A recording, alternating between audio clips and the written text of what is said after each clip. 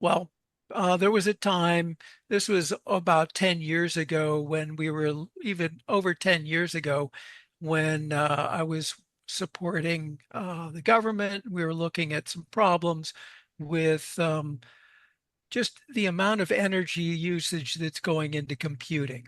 And even then, it was clear that the amount of energy was just getting huge. And the number of solutions, for instance, this data center that Facebook was building um, in Luleå, Sweden, um, uh, there weren't a lot of places like this where you get some free cooling and they have a river with excess hydropower, and it looked challenging.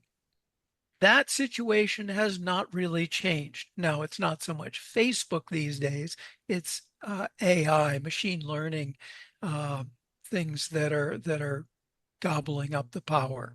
But it continues to be a serious problem. So, yeah, we got a problem. And at that time, it looked as though superconductor computing was promising, and we were able to sell a program, so-called the C3 program, cryogenic computing complexity, that on paper looked like could have some significant benefits, especially in power and size.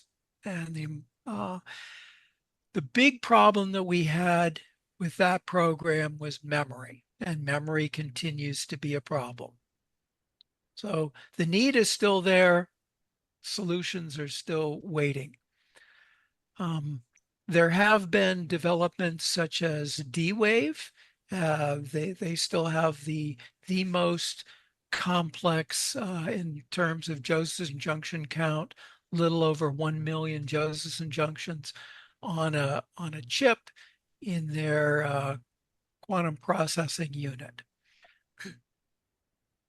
And there are many other companies that are working in this general area of quantum computing. Examples, Google, and you've seen things like this, where there's lots of wires going down into the cold space, and we really need to replace those wires with something else, with circuits down at cryogenic temperatures.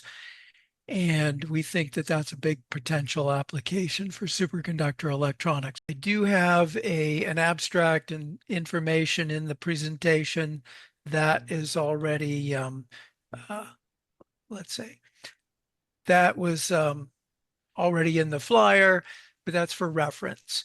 I'm going to be talking a little bit about motivations, more about superconductor electronics, and most about superconductor electronics, then a little bit at the end about quantum information processing. So why are we doing this?